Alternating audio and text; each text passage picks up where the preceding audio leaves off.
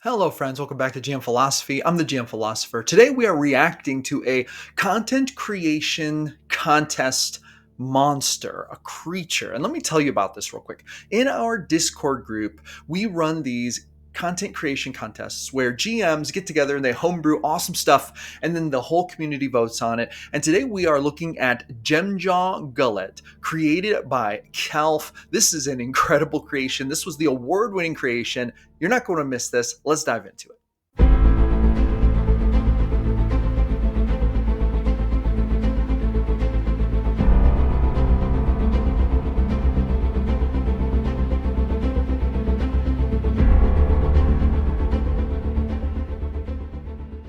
Friends, welcome back to the channel. It's great to see you. Here at GM Philosophy, we are all about empowering game masters to run better games. If this sounds like a mission that you want to get on board with, you want to take your games up a notch, become the best game master possible, then hit that subscribe button and smash that thumbs up button. This is the place for you. Before we get started, I want to give a huge shout out to our first partner level Ko-Fi supporter, Solstice. Solstice, thank you so much for supporting the YouTube channel, the Discord, the email, and everything else we do here at GM Philosophy. If you want to join the Ko-Fi, link is in the description.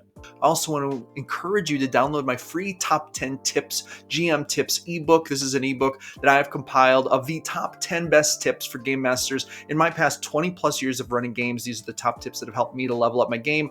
Download this by joining my email list, read it, level up your games literally overnight. All right, now let's talk about this contest. And most importantly, the winning entry, the award-winning creation. Now, here was the content creation contest. It was an underworld creature creation contest.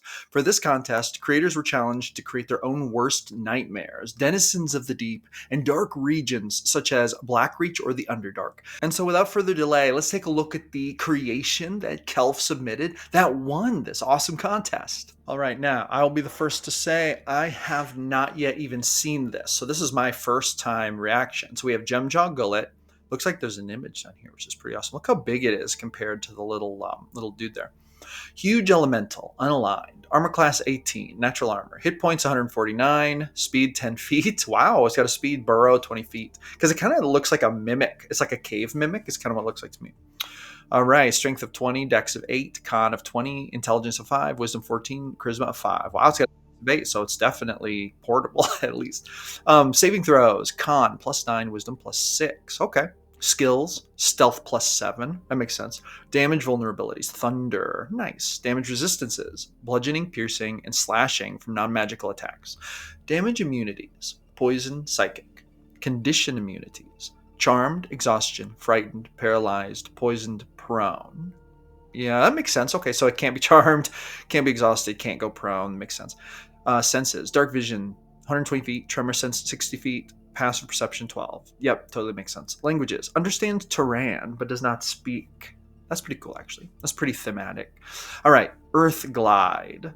The Gemjaw Gullet can burrow through non-magical, unworked earth and stone. While doing so, the Gemjaw Gullet doesn't disturb the material it moves through. Oh, so it burrows through, but it doesn't disturb it. So it's like a magical phasing thing. Okay, yeah, it's got a burrow speed of 20 feet. All right, now False Cave is an ability. The Gemjaw Gullet remains perfectly motionless when waiting for prey, appearing as a natural cave or tunnel alcove. The Gemjaw Gullet has advantage on dexterity stealth checks made to hide in rocky, cavernous terrain. Okay, all right, that's what we're seeing here. Gem Lure, a faintly glowing gemstone embedded within a rocky stalactite in its maw, acts as its lure. Creatures that can see the light within 30 feet must make a DC 18 Wisdom Insight check to realize something is unnatural. Otherwise, they believe it is a valuable gemstone worth at least 500 gold pieces. Oh, okay, so it's got a gem lure. That's what that is. That's actually really cool. All right, then there is the Maw Slam. When a creature enters the gemstone gullet's mouth, or is forced in, the gemstone gullet makes an automatic bite attack and begins crushing digestion. Oh my god. Here's a quote. Glitter gleams a hunter's snare, a jewel that waits a hollow hair. Step too close, the stone will bite, swallow you into endless night. No breath, no bone, no trail to find, just dust and echoes left behind. The deep's patient, cold and true. What it takes, it keeps from you. Oh, wow. I like that. I like it when there's flair added to creatures, things like this. All right, let's look at the actions. So it is bite, melee weapon attack, +9 to hit, reach 5 feet, one target, hit 23 or 48 plus 5 piercing damage. Also, it's got like teeth. If the target is medium or smaller, they are grappled, escape DC 17, and pulled inside its maw. Okay, so if it gets hit, they're grappled. Crushing digestion, automatic damage, grappled targets only. So once they get grappled, a creature grappled inside the mouth of the Gemjaw Gullet takes 21 bludgeoning damage at the start of the gullet's turn. If reduced to 0 HP, they are ground into a fine mineral paste and digested completely. Oh my god. Swallow and burrow. If the gemstone has swallowed a creature, it can use this action to burrow into solid stone, attempting to retreat with its meal. Any creatures inside suffer half cover from external attacks and can only escape by dealing 30 damage to the Gemjaw Gullet's insides. Okay, and then there's some lore here.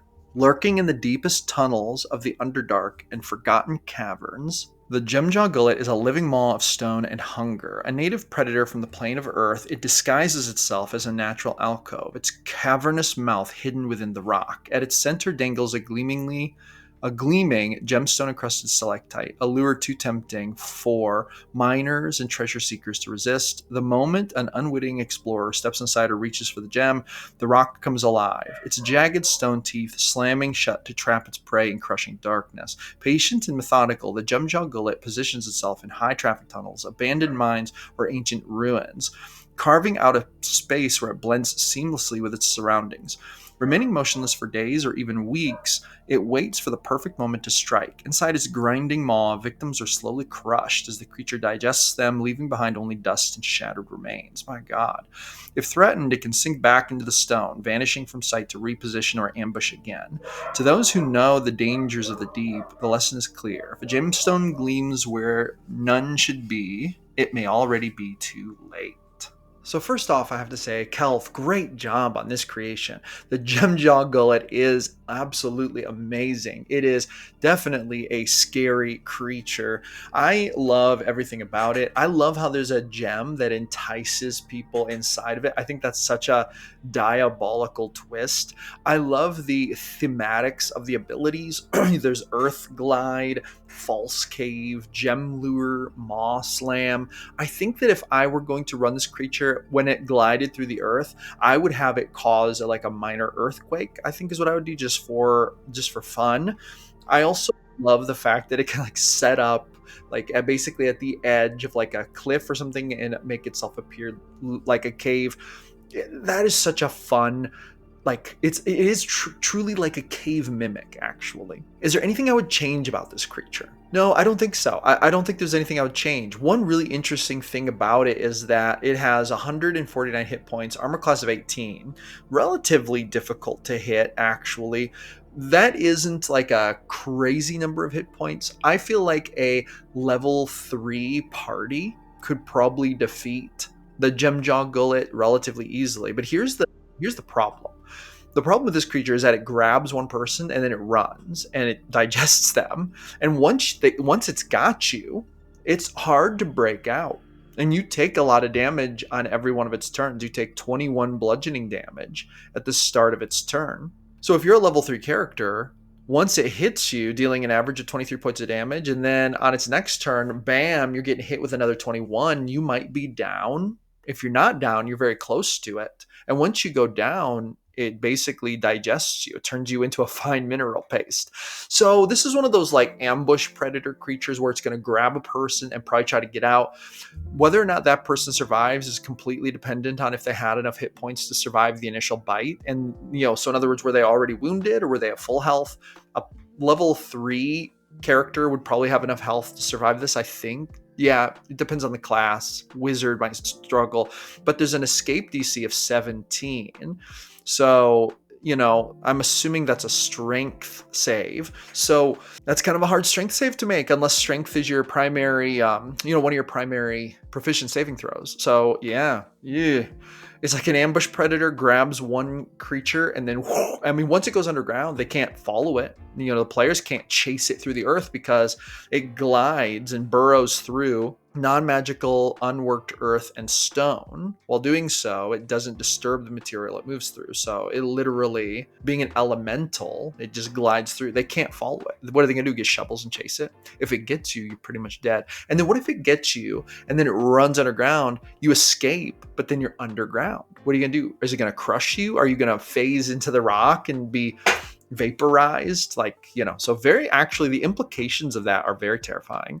I might use this in the Barren Lands, which is actually really ironic because Kelph plays in the Barren Lands. He is Sol, the Dragonborn Sun Paladin. So, Kelph, this is my style of monster right here. I love it. So yeah, heck yeah, Kelph, great job. Excellent creature. Love seeing this kind of creativity in the channel. If you want to create awesome stuff with awesome people like this, jump in the Discord, join our content creation contests. I think we run 2 a month right now. John Haney, one of our counselors, is the man who runs it, and he's doing a great job. It's really awesome. Every single contest, they're just coming out with banger after banger in there. Also, if you would like to grab the Gemjaw Gullet PDF, if you want to run it in your games, jumping in the Discord, go to the contest tabs at the top left side, go to the contest archive. You'll find all of the past contest entries in there, all kinds of homebrew stuff for you to use in your games.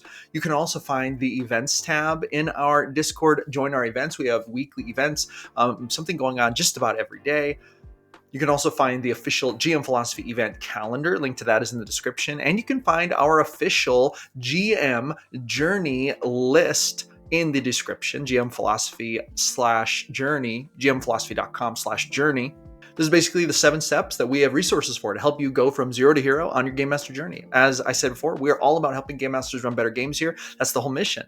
Of course, if you want to join the Ko-Fi and become a community supporter, that's awesome. Speaking of that, I want to give a huge shout out to Craig, our latest gold level community supporter. Craig, thank you so much for sponsoring the awesome content on the YouTube, on the Discord, and in the email list. You are awesome. And a huge shout out to all Ko-Fi members and supporters. Thank you for supporting the channel and the work we do here at GM Philosophy. And with that being said, I believe it's going to be a wrap for this one. Thank you so much for coming back for another episode of GM Philosophy in the morning. I'm here every single day talking about game mastering, leveling up the craft of game mastering, and helping you to run the best games ever. Roll some D100s for me at your next game, and I will see you awesome people on the next one.